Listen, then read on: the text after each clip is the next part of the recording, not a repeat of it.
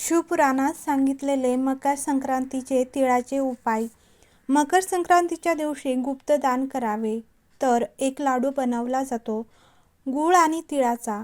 त्यामध्ये 1 रुपयाचा शिक्का किंवा 2 रुपयाचा शिक्का ठेवला जातो आणि तो लाडू मंदिरामध्ये दान दिला जातो. त्याला गुप्त लक्ष्मी असे म्हणतात. मकर संक्रांतीच्या दिवशी तीळ आणि गुळाचे दान केल्याने शनिदोष दूर होतो. त्यासोबतच पितरांची कृपा आपल्या परिवारावर राहते.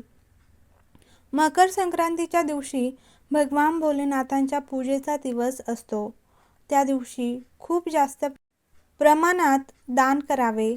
खिचडी दान करावी, अन्नदान करावे किंवा कमीत कमी 14 लोकांकडून ओम नमः शिवाय किंवा श्री शिवाय नमस्तुभ्यम बोलून घ्यावेत किंवा राम राम बोलून घ्यावेत. तर हटकेश्वर महादेवाचे स्मरण.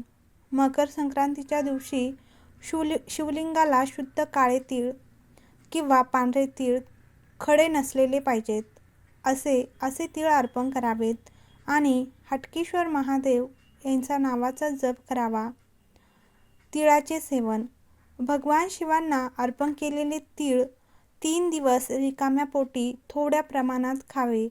यामुळे रक्तातील साखर नियंत्रित होण्यास मदत होते. तिळाचे लाडू. गूळ आणि तिळाचे लाडू बनवून मंदिरात न्यावे आणि ते मंदिरामध्ये दान करावेत. दान केल्याने आजार टाळता येतो. अन्नदान. अन्नदान करणे हे सर्वात मोठे दान मानले जाते.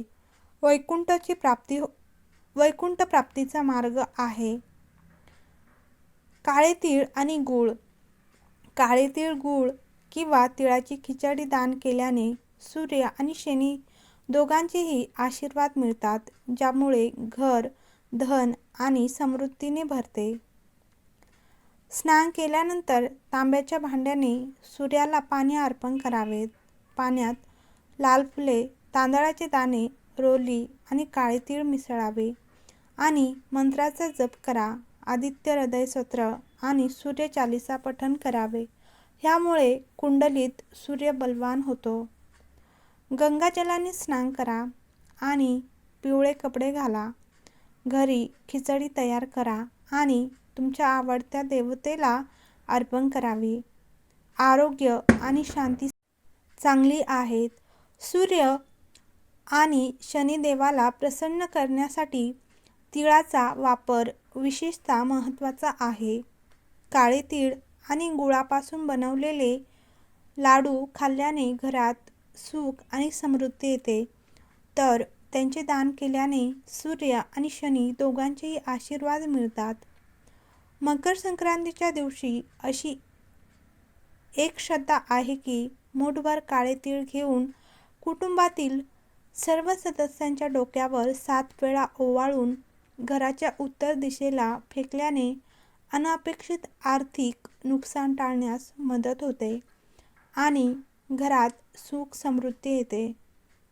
तर उत्तर भारतात या दिवशी खिचडी दिली जाते आणि गूळ, तीळ, रेवडी आणि गजक यांचा प्रसाद देखील वाटला जातो. यामुळे घरात सुख, समृद्धी, संपत्ती, धान्य आणि देवी लक्ष्मीचा आशीर्वाद येतो. मकर संक्रांतीच्या दिवशी वाहत्या पाण्यात गूळ आणि कच्चे तांदूळ वाहावे, शुभ मानले जाते. तर तुमचे सुख आणि समृद्धी वाढवण्यासाठी मकर संक्रांतीच्या दिवशी विवाहित महिलांना 14 वस्तू दान कराव्यात आणि तूप दान करणे शुभ आहेत. या दिवशी तूप दान केल्याने मान, कीर्ती आणि भौतिक सुखे मिळतात. मकर संक्रांतीच्या दिवशी पक्ष्यांना खाऊ घालणे शुभ मानले जाते. यामुळे धन, समृद्धी आणि आशीर्वाद मिळतो.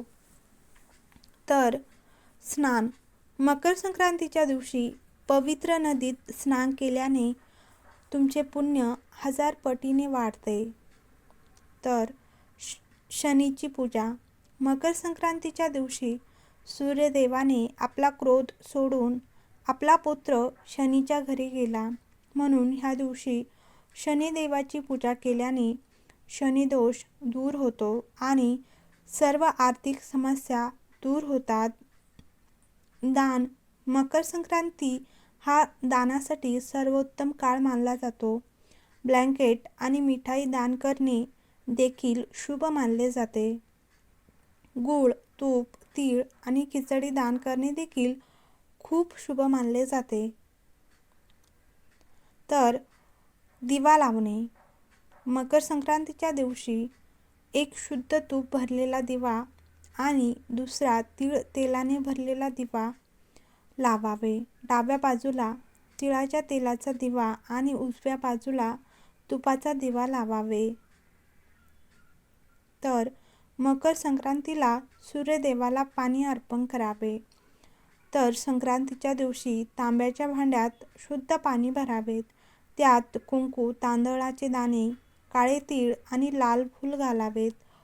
ओम गृहिणी सूर्याय नमः हा मंत्र जप करताना सूर्यदेवाला पाणी अर्पण करावे आणि सूर्यमंत्राचा किमान 501 वेळा जप करावा.